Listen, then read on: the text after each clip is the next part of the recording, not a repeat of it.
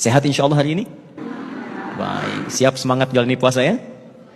Baik. Saya mau bertanya sebentar. Ini tiap tahun kita dengar Ramadan, Ramadan, Ramadan. Apa artinya Ramadan? Puasa.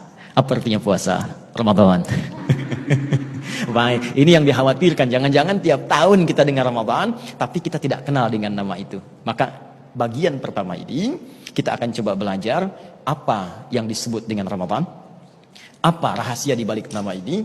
Sehingga saat mendengar nama itu, yang terngiang di benak kita bukan sekedar puasa, tapi rahasia-rahasia yang dijanjikan oleh Allah dan Rasulnya. Baik, kita mulai dengan pembahasan arti dari kata Ramadan yang disampaikan lewat Al-Quran dan hadis-hadis Nabi SAW. Kita mulai dengan Quran surah kedua Al-Baqarah, mirsa dimanapun Anda berada, ayat 185. Puasa yang kita tunaikan saat ini, waktunya disebut oleh Allah, namanya dengan Ramadan. Syahrul Ramadan alladzi unzila fihi al-Quran. Kata Allah, hei orang-orang beriman, tunaikan puasa itu di bulan Ramadan. Nah, ketika disebutkan bulan Ramadan ini, maka para pakar bahasa Arab menggali maknanya. Kata para pakar, kata Ramadan ini asalnya bermula dari kata Ramadha ditambah alif dan nun di ujungnya. Ramadha secara bahasa artinya panas yang terik membakar. Jadi kalau kita keluar misalnya, atau orang Arab sedang keluar, tiba-tiba merasakan panasnya terik, membakar ke kulit, mereka akan berkata, Ramadatis syamsu.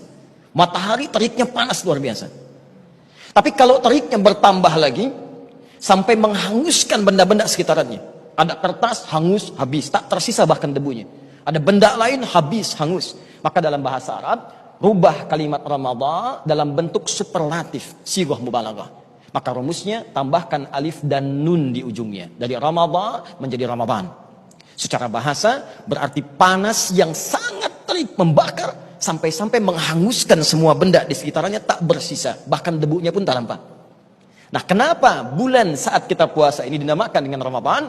Kata para pakar bahasa, pakar hadis, pakar Al-Quran, meneliti ayat dan hadis-hadis Nabi menyimpulkan bahwa diberi nama dengan Ramadan seakan-akan Allah memberikan pesan kepada kita bahwa khusus di bulan ini Allah akan membakar, menghanguskan semua dosa yang pernah kita kerjakan dari mulai balik sampai tiba kita di waktu ini.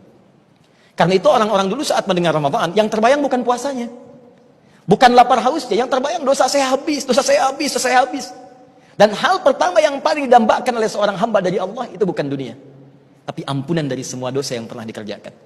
Saya mau tanya sebentar, ada yang tidak punya dosa di sini? Boleh angkat tangan? Yang sedikit dosanya? Yang banyak? Ada yang saking banyaknya nggak bisa angkat gitu ya. Baik. Nah, ini yang paling aneh, sudah banyak dosa, cita-cita masuk surga. Ya? Ada yang mau masuk surga di sini? Mau yang surga Firdaus angkat tangan? Yang ingin bersama Nabi? Tuh, makin aneh kan? Nah, dosa banyak, masuk surga, pengen sama Nabi kan? Nah, maka kita harus punya rumus bagaimana menggugurkan semua dosa ini, karena rumus surga terkait dengan pahala. Dosa menggugurkan pahala. Jika Anda ingin masuk ke dalam surganya, maka gugurkan semua dosa-dosa itu. Maka Allah datangkan Ramadan untuk menggugurkan semua dosa yang pernah kita kerjakan. Muncullah kemudian hadis dari Nabi menerangkan tentang makna yang kita bahas tadi, terdapat di Al-Bukhari. Nomor hadis 37 sampai 38. 37 berlaku di malamnya, 38 berlaku di siangnya. Saya bacakan hadisnya, kemudian kita diskusi sejenak. Perhatikan kalimatnya. Man shoma Ramadhana. Siapa yang mampu berpuasa di bulan Ramadan. Ramadan saja kalimat itu disebutkan. Imanan wa ihtisaban, dia lakukan karena Allah dan dia berusaha beramal saleh di dalamnya.